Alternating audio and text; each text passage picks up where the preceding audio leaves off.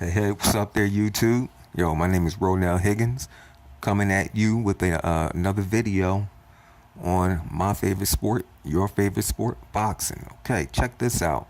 March 18th, okay, is the Gennady Golovkin versus Daniel Jacobs fight. Just got word that Roman Gonzalez will be added to the undercard. All right, now he's taking on an easy fight here because they want him to have an easy win under his belt, from him taking so much punishment in his last fight and all. And I, could agree with that.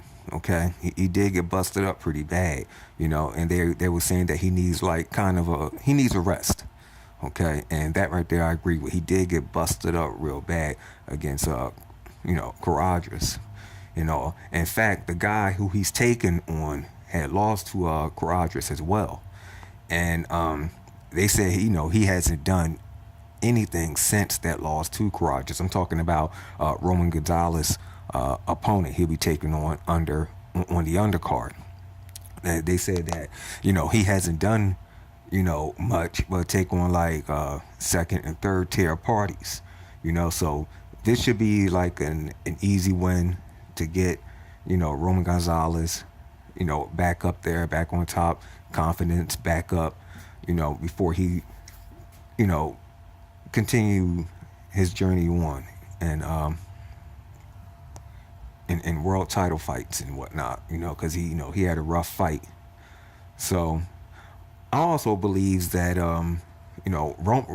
Roman Gonzalez, okay, they putting him there because it's always good to see him, in action. Rather he's taking on a well-known opponent, a good fighter, or if he's taking on some type of third-tier boxer, fans love seeing him. So it's not really being put out there, what's really going on. But from what I have heard, okay, that the tickets for this fight is not selling. For the Gennady Golovkin versus Daniel Jacobs, it's not really selling out, fast like the previous fights Golovkin had. Okay, and this matchup is a pretty good matchup. Golovkin is taking on a well-known, well-rounded boxer, and for some reason, the fight is not selling like his previous fights. Okay, they say Golovkin will sell out in a day. Sometimes they say that his tickets will sell out in 11 minutes. Okay, and this is all up there in New York.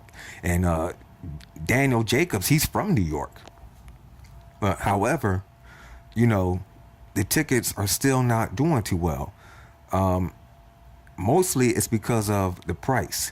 The fans feel that these tickets are overpriced. Okay, now before, if you wanted to go see Golovkin, I believe the tickets were starting off, I think front row, so $500 something bucks. They were wolf tickets. Okay, so they were starting off $500. So say if you want to take someone, you're gonna spend $1,000. Just for you and someone else. But now I'm hearing that there are $1,000 and up. So if you want to take someone, you want to spend $2,000 or a little more. So the fans who go see the fight live in the arena just isn't buying it.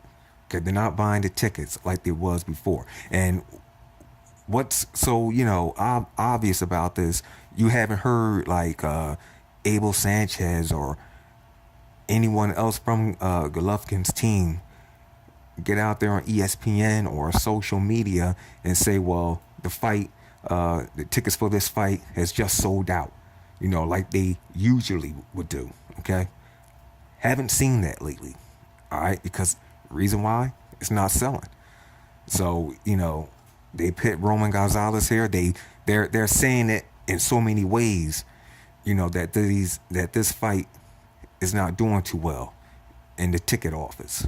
Okay, I mean, like they said that hey, fans love seeing Roman Gonzalez, you know, in action. Doesn't matter if he's taking on, some big name or a good opponent or a third tier. They just love seeing him. So hopefully, or they're hoping that this will help boost the ticket sales. So, and that's my news. And one other thing, Gennady Golovkin has stated that the reason why he's never been hurt in a fight or never being down in a fight in his 11 pro year career is because of genetics. Okay, he stated that he takes what his mother and father gave him and made him, the genetics made him the man he is. This is the reason why you never seen him hurt, get stung or either get dropped in his 11 pro career. I mean, he does get busted up real bad, but he's never been hurt on the canvas. And that's true. He's telling the truth. But you have another fighter who's just like that. That's Danny Swift Garcia. Danny Swift Garcia, so far in his career, he's never been hurt, never been on the canvas. However, Danny Garcia, just like Gennady Golovkin, he does get busted up in the face, and I guess that comes from their opponents trying to knock them out, trying to hurt them, but they can't. But I want to say one thing about that. There was a fighter who was coming up who was just like that. His name was Diego Chico Corrales. Now, in his run, okay, for champion, and after he became champion, Diego Chico Corrales took on some very good opponents. All right, and those opponents he took on, all right, tried their best to stop him. I mean, I remember when he faced Angel Man Freddy, and Angel Man Freddy was throwing some vicious uppercuts, landing them flush on Chico Corrales' chin. Didn't even hurt the man. All right, Chico Corrales came back, laid some hands on Angel Man Freddy, stopped him. Okay, same thing with Robert Garcia. I mean, Robert Garcia was very good.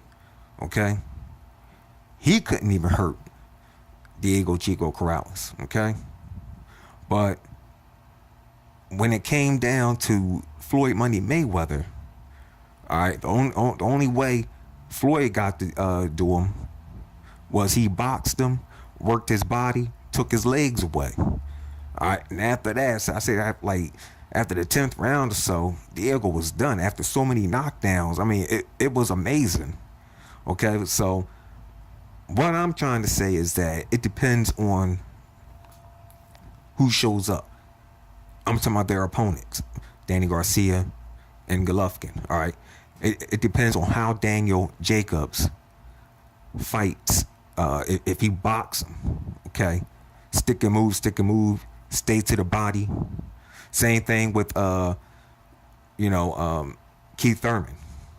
All right, because let me tell you, Danny Garcia took on some punches. He took on Lucas Mathisi. He couldn't even hurt Danny Garcia. Okay, he knocked Danny Garcia's mouthpiece out. Danny Garcia waving him on. Still, come on, man, come on.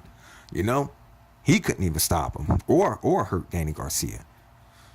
All right, so like I said, I've seen that before. Seen that with Diego Chico Corrales.